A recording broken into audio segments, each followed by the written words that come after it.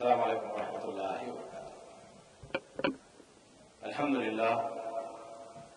لله الذي نحمده ونستعينه ونستغفره ونؤمن به ونتوكل عليه ونعوذ بالله من شرور انفسنا ومن سيئات اعمالنا. من يهده الله فلا مضل له ومن يضلله فلا هادي له. ونشهد ان لا اله الا الله وحده لا شريك له ونشهد أن سيدنا محمدا عبده ورسوله أرسله بالحق بشيرا ونذيرا. قال الله تعالى في القرآن المجيد والفرقان الحميد: أعوذ بالله من الشيطان الرجيم. بسم الله الرحمن الرحيم. إن الذين يؤذون الله ورسوله لعنهم الله في الدنيا والآخرة وأعد لهم عذابا مهينا. صدق اللہ العظیم وصدق رسولہ النبی الامین الکریم. قرآن وہی فرقان وہی یاسین وہی طٰہٰ، دانائے سبل مولائے کل، ختم رسول جس نے غبار راہ کو بخشا فروغ وادی سینہ. اے ختم رسول سید کل، سرور ذیشان، سلطانوں کے سلطان، تم قبلہ دل، کعبہ جان، مرکز عرفان اور حاصل ایمان. اسٹیج پر تشریف فرما تمام میرے بزرگ، نوجوان ساتھیوں، سامعین حضرات، میرے آقا سید عالم صلی اللہ علیہ وسلم کی شان میں جو کچھ ہوا آپ دیکھ رہے ہیں کہ دنیا بھر سے عشاقان مصطفیٰ صلی اللہ علیہ وسلم اپنی حرارت ایمانی کا ثبوت دیتے ہوئے بتلا رہے ہیں کہ مسلمان جاگ رہا ہے اور اٹوٹ بندھن ہے اپنے آقا سے. نبی رحمت صلی اللہ علیہ وسلم کی ذات سے آج بھی فدائیت کا وہی جذبہ ہے. آج بھی ہم آقا نامدار نبی رحمت صلی اللہ علیہ وسلم کے جانثار صحابہ کرام کی زندگیوں کو پڑھتے ہیں، سمجھتے ہیں، اس پر عمل کرنے کی کوشش کرتے ہیں. آپ حضرات کو جاننا چاہیے، کیونکہ یہاں وقت نہیں ہے ان باتوں کا. آپ حضرات اپنے مطالعے میں یہ ضرور بات رکھیں اور ہمارے بزرگ حضرات اس بات پر روشنی ڈالیں گے کہ صحابہ کرام رضوان اللہ تعالیٰ علیہم اجمعین کی زندگیاں کیا تھی، ان کا عشق کیا تھا، ان کی محبت کیا تھی، آقا نامدار نبی رحمت صلی اللہ علیہ وسلم سے ان کی کیسی اٹوٹ وابستگی تھی. ذرا سا بھی اگر کوئی گستاخی کرتا تو جان دینے اور جان لینے کے لیے وہ تیار ہو جاتے. سید عالم صلی اللہ علیہ وسلم ہی کی موجودگی میں کئی ایسے واقعات ہیں، اگرچہ وہ مشرک ہو یا یہودی ہو، اگر میرے آقا کی شان میں گستاخی کرتا تو اس کی سزا قتل ہوتی. امت مسلمہ کا متفق فیصلہ ہے کہ گستاخ رسول کی سزا قتل ہے، قتل ہے، قتل ہے. یہ اور بات ہے کہ یہاں پر اسلامی قوانین نافذ نہیں ہے، لیکن اتنا احتجاج کا حق تو ہے. اللہ سلامت رکھے ہماری قیادت کو کہ آج یہ موقع دیا ہے، آپ اور ہم کو اکٹھا کیا ہے کہ یہ احتجاج ہے. یہ غمزدہ دل اکٹھا بیٹھے ہیں، آمنے سامنے بیٹھے ہیں، کوئی کہہ رہا ہے، کوئی سن رہا ہے، لیکن یقینی بات ہے کہ ہم دل ہمارے بڑے ہی غمگین ہے کہ ہمارے آقا جن کی شان میں اللہ قرآن میں ان کی تعریف بیان کرتا، ان کے اوپر ایسے گھنونے الزام لگائے گئے. آپ نے محمد جان بی بی عائشہ صدیقہ رضی اللہ تعالیٰ عنہ کی وہ بات بار بار سنی ہے کہ پوچھنے والے نے اماں سے پوچھ لیا، اماں آقا نامدار نبی رحمت صلی اللہ علیہ وسلم کی سیرت کے بارے میں بتائیے. اماں جان بی بی عائشہ فرماتی ہے، بیٹا کیا تو نے قرآن نہیں پڑھا؟ وہ کہتے ہیں کہ اماں قرآن تو پڑھا ہے. بولے کہ یہ قرآن کا پڑھنا کیا ہے؟ یہ قرآن میرے آقا نبی رحمت صلی اللہ علیہ وسلم کی سیرت کو بیان کرتی ہے، ان کے اوصاف کو بیان کرتی ہے، ان کی پاکیزہ زندگی کو بیان کرتی ہے، ان کے اعلیٰ اخلاق کو بیان کرتی ہے. آپ کے سامنے یہ باتیں جو آ رہی ہے اب سے نہیں، اس زمانے سے ہی یہ سازش تھی. جب جب گستاخیاں ہوئی صحابہ کرام نے ان کو قتل کیا، لیکن اس کے بعد سب یہ سلسلہ چلتا رہا ہے اور یہ چلتا رہے گا، کیونکہ اس کے اوپر نص قرآن ہے.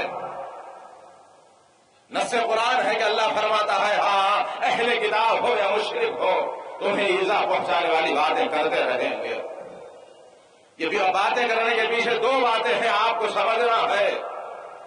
دو باتیں ہیں اس میں، ایک تو آپ کو اذیت، آپ کو دل کو تکلیف دے رہا ہے. کیا بات ہے کہ فلم بنا دیا گیا لیکن لوگوں نے اس پر توجہ نہ دی. فلم بن گیا، لوگوں نے نہیں دیکھے. اس کے بعد ان لوگوں نے اخبارات کے ساتھ $5 ملین خرچ ہوئے ایک فلم پر.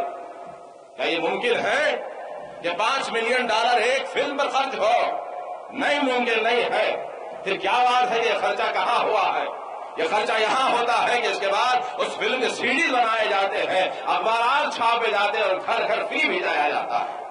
اس سے کیا مقصد ہے؟ کیا مقصد ہے کہ فلم بنانے والا بنا دیا لیکن اس فلم کی تشہیر ایسے انداز میں کی جا رہی ہے. اس کے پیچھے دو باتیں ہیں، آپ کو سمجھنا ہے. جو مجھے سمجھ میں آئی ہے بات کر رہا ہوں. دو باتوں میں سے ایک بات تو یہ ہے کہ مسلمانوں کو اذیت پہنچایا جائے، ان کے دلوں کو غمگین بنایا جائے. دوسری بات ساتھ ساتھ یہ ہے کہ آپ کی حرارت ایمانی کو تھرمامیٹر لگا کر دیکھ رہے ہیں. یہ مسلمان ابھی جاگ رہا ہے یا سو رہا ہے؟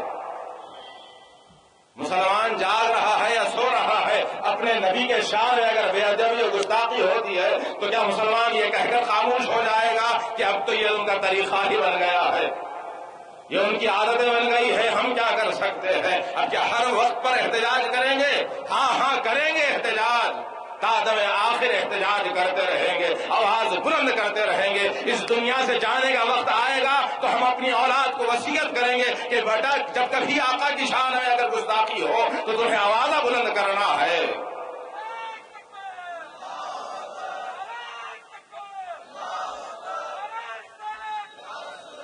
برادران عزیز، یہ آپ کی حرارت ایمانی کو ٹٹول رہے ہیں اور اللہ نے میرے آقا نامدار نبی رحمت کی امت کو سلامت رکھے کہ دنیا بھر سے بتلا دیا ہے کہ مسلمان چاہے وہ کسی خطے میں رہتا ہو، کسی بھی مختلف فکر سے تعلق رکھتا ہو، لیکن آقا نامدار نبی رحمت کی جب بات آتی ہے تو سب مسلمان متحد ہو کر میدان میں آتے ہیں. منہ توڑ جواب دینے کے لیے مسلمان تیار ہے. اس کے پیچھے دوسری سازش کیا ہے؟ دوسری سازش یہ ہے کہ مسلمانوں کو آپ نے دیکھا کہ اسلام جیسے آیا اور پھلتا پھولتا رہا، لوگوں میں عام سے عام ہوتا رہا. اس وقت مسلمانوں کے لیے ان لوگوں نے اسلام پر حملہ کیا، اسلام کو کہا کہ یہ بڑا ہی تنگ نظر دین ہے. کبھی یہ کہتے ہیں کہ یہ پرتشدد مذہب ہے، کبھی یہ کہتے ہیں کہ کینسر سے تعبیر کرتے ہیں اسلام کینسر کے مانند ہے. اس قسم کی باتیں، ہزاروں قسم کی باتیں ان لوگوں نے کی. حضور سید عالم صلی اللہ علیہ وسلم کو کہا کہ آپ نے تلوار کی زور سے اسلام کو پھیلایا، پھر بھی مسلمانوں میں کوئی فرق نہیں پڑا. انہوں نے پھر یہ کوشش کی ہے کہ اسلام جو پھیلتا تھا اس کو روکنے کے لیے، اس کے اوپر کسی بھی طریقے سے پابندیاں لگانے کے لیے، لوگوں کو اس سے دور رکھنے کے لیے کہا کہ اسلام کے اندر عورت کو حق ہی نہیں دیا جاتا، عورت کو ان کے حقوق سے محروم کر دیا گیا ہے. کبھی یہ کہا جاتا ہے کہ بیٹی کو اس کے حق سے محروم کر دیا گیا، کبھی کہتے ہیں کہ بیوی کے ساتھ بڑی زیادتی ہوتی ہے. اس قسم کی باتیں کرتے رہے لیکن اسلام اور اسلام کے ماننے والوں پر کوئی اثر نہیں ہوتا. ان لوگوں نے دیکھ لیا کہ یہ سارا کچھ ہم کر رہے ہیں لیکن اس کا کوئی اثر نہیں ہوتا. اس کے بعد ان لوگوں نے عرب ممالک کے اوپر بمباری کر دی کسی نہ کسی بہانے سے. کبھی کویت کا نام ہے، کبھی عراق کا نام ہے، کبھی افغان کا نام ہے. اب اس کے بعد میں وہ بھی نہ چلا، بمباری کرے ہزاروں لاکھوں مسلمانوں کو، بے گناہ مسلمانوں کو، نہتے مسلمانوں پر اوپر سے آ کے بمباری کر کر یہی امریکہ قتل کر دیتا ہے اپنے حواریوں کے ساتھ. اس کے بعد بھی تسکین نہیں ہوئی، اسلام پھیلتا رہا. اس کے بعد میں انہوں نے مسلمانوں کو آپس میں لڑایا ہے. آج عرب دنیا کے اندر انقلاب آ رہا ہے، مسلمان آپس میں کٹ رہے ہیں، مار رہے ہیں، ایک دوسرے کے اوپر گولی چلا رہے ہیں، میزائل چلا رہے ہیں، بم پھینک رہے ہیں. یہ سارا کچھ ہونے کے بعد ان کو تسلی نہ ہوئی. انہوں نے دیکھا کہ یہ حالت کیا ہے اسلام کی، یہ کیا بات ہے کہ ہم ان کو جتنا روکنے کی کوشش کرتے ہیں اب تو یہ عرب ممالک سے بڑھ کر، تیسری دنیا سے بڑھ کر، ایشیا سے نکل کر یورپ میں آ گئے ہیں. آج جو کل تک ہمارے ساتھ بیٹھنے اٹھنے والا آدمی تھا، آج وہ لا الہ الا اللہ محمد رسول اللہ کی شہادت دے رہا ہے.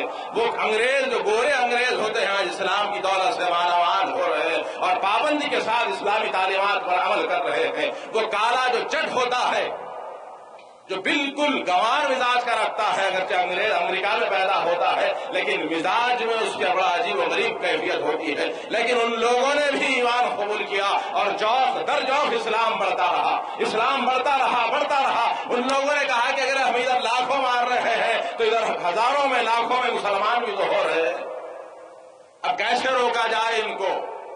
اسلام یہ مسلمانوں کی بڑھتی ہوئی طاقت کو دیکھتے ہوئے گھبرا گئے، بھکلاہٹ کا شکار ہے۔ یہ گستاخانہ فلم بننا، وہ اخبارات میں کارٹون کو شائع کرنا ان کی بھکلاہٹ کی دلیل ہے، کیونکہ اسلام پھیل رہا ہے۔ اس کے لیے یہ لوگ پریشان ہیں کہ کیسے روکا جائے۔ آخرکار ان لوگوں نے ایسی گھنونی حرکت کرتے ہوئے، انسانیت سے گری ہوئی حرکت کرتے ہوئے یہ فلم بناتے ہیں۔ فلم کے نام پر آپ کے سامنے ایسے کردار پیش کرتے ہیں۔ میں اس سلسلے میں گفتگو آپ سے نہیں کروں گا، لیکن ابھی انہوں نے دیکھا کہ اسلام کے قریب آنے سے ان کو روکا جائے جو ابھی اسلام کے کنارے کھڑے ہیں، قرآن کی تلاوت بھی کر رہے ہیں، میرے آقا نبی نامدار نبی رحمت صلی اللہ علیہ وسلم کی پاک سیرت بھی پڑھ رہے ہیں۔ وہ سیرت طیبہ پڑھ کر دیکھتے ہیں کہ ارے قربان جائیں، کیا قرآن ہے، کیا صاحب اسلام ہے، کیا صاحب قرآن کی کیفیات ہے، کیا ان کی زندگیوں کا صبح و شام ہے۔ ان کی شام و سحر کو دیکھو، ان کے کردار کو دیکھو، ان کے اخلاق کو دیکھو۔ دیکھ کر آج دنیا کے اندر عروج پر پہنچ جانے والا انسان بھی پلٹ کے پھر اسلام کی طرف آ رہا ہے، اسلام سے قریب تر ہو رہا ہے۔ یہ کیفیات کو ان لوگوں نے دیکھا تو بولے کہ اب ان کو روک لگانا ہے، اسی لیے ایسے فلم بنائے گئے ہیں جس کے اندر بڑا توڑ مروڑ کر پیش کیا گیا، اور ایک یہود کا صدر یہ کہتا ہے کہ ہم نے حقیقت بتائی ہے اور بار بار بتائیں گے، انگریزی اخباروں میں یہ باتیں چھپ رہی ہے، ان کو کوئی ملال نہیں ہے کہ بنانے والے نے غلط کیا ہے، الزام لگایا، بلکہ نعوذ باللہ معاذ اللہ کم بختوں کا کہنا یہ ہے کہ یہ حقیقت پر ہے، ہم نے کہیں اور سے نہیں لیا بلکہ اسلامی کتب سے ہم نے یہ چیزوں کو حاصل کی ہے اور اس کو فلمی شکل دی ہے۔ ہر چھپی ہوئی بات حقیقت نہیں ہوتی، اتھینٹک نہیں ہوتی۔ برادران عزیز، جب انہوں نے دیکھ لیا ہے کہ اسلام ادھر یہ بڑھ رہا ہے تو اسلام کو روکنے کے لیے ایسے مذموم حرکتیں کر رہے ہیں۔ ادھر مسلمانوں کا ایمان بھی دیکھ رہے ہیں کہ مسلمانوں ابھی اپنے آقا سے تمہارے دل میں کتنی محبت ہے، کتنی فدائیت کا جذبہ ہے، یہ آپ کا احتجاج یہیں پر ختم نہیں ہوگا، بلکہ امریکہ تک یہ بات پہنچے گی۔ لوگوں کو معلوم ہوگا کہ حیدرآباد کا بزرگ مسلمان اپنی قیادت کے سائے تلے ایسا زبردست احتجاج کیے ہیں۔ اب آپ کو اور ہم کو کرنا کیا ہے؟ آپ کو آج اس کا جواب دینے کے لیے احتجاج کے مختلف طریقے ہوتے ہیں۔ ایک تو آدمی کو دیندار بننا ہے، مسلمانوں کو دیندار بننا ہے۔ میرے جملے پر غور کریے گا کہ دیندار بننا ہے ہم کو۔ میں یہ نہیں کہتا کہ آپ بچوں کو بڑی اعلیٰ تعلیم دلا رہے ہیں، سارے تعلیمات کو چھوڑ دیجیے گا، بچوں کو انگریزی پڑھانا چھوڑ دیجیے گا، بچوں کو ڈاکٹر لائر بنانا چھوڑ دیجیے گا، انجینئر بنانا چھوڑ دیجیے گا، نہیں عالم بنائے، نہیں عالم بنانے سے کچھ نہیں ملے گا، بچے کو دیندار بنانا پڑے گا۔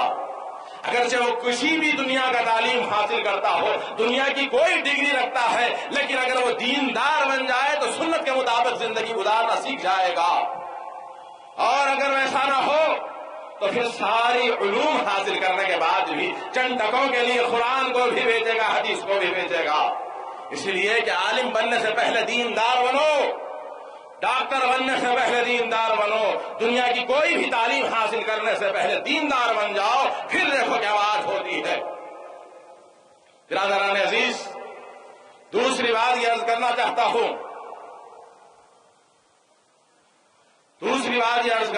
ہوں آپ حضرات سے کہ آج ضروری بات ہے، بہت اچھی باتیں ہیں کہ مسلمانوں کی ہر طرف سے آواز اٹھ رہی ہے کہ بائیکاٹ کیا جائے، یہودی پروڈکٹ کا بائیکاٹ کیا جائے، امریکی پروڈکٹ کا بائیکاٹ کیا جائے۔ ہاں بائیکاٹ کرنا ہے، بائیکاٹ کرنے کے بعد بھی اس کا متبادل کیا دیں گے آپ؟ آج ہماری یہ کیفیت ہے کہ ہم بچوں کے دودھ سے لے کر کینسر کی دوا تک امریکہ کے محتاج ہیں، بچوں کے دودھ سے لے کر کینسر کی دوا تک امریکہ کے آپ اور ہم محتاج ہیں۔ ایسی محتاجی کے عالم میں آپ یہ کہیں گے کہ ہم بائیکاٹ کرتے ہیں، نہیں بائیکاٹ کرنے سے پہلے قوم کو اس کا متبادل دینا ہوگا. جب تک کہ آپ متبادل تیار کرنے کے لیے اپنی قوم کے بچوں کو تعلیم دو. جس کے اندر تعلیم آتی ہے وہی قوم ترقی کرتی ہے. بغیر تعلیم کے قوم کا ترقی کرنا ناممکن ہے. تعلیم کے اوپر توجہ دیجیے. الحمدللہ ہماری قیادت اس پہ بھرپور توجہ دے رہی ہے. تعلیمی ادارے قائم کر رہے ہیں. نرسری سے لے کے پی جی تک کے ادارے قائم ہو چکے ہیں. آپ حضرات آگے بڑھیے گا, اپنے بچوں کو پڑھائیے گا. یہ جو تعلیمات کی سہولت ہمیں فراہم کی جا رہی ہے اس سے استفادہ کیجیے گا. اللہ سے یہ دعا ہے کہ مولا ہم کو دین کی فہم عطا فرما. وصلی اللہ تعالی علی خیر خلقہ سیدنا محمد وآلہ واصحابہ وازواجہ وذریاتہ واہل بیتہ سلما تسلیما کثیرا. الحمد للہ رب العالمین.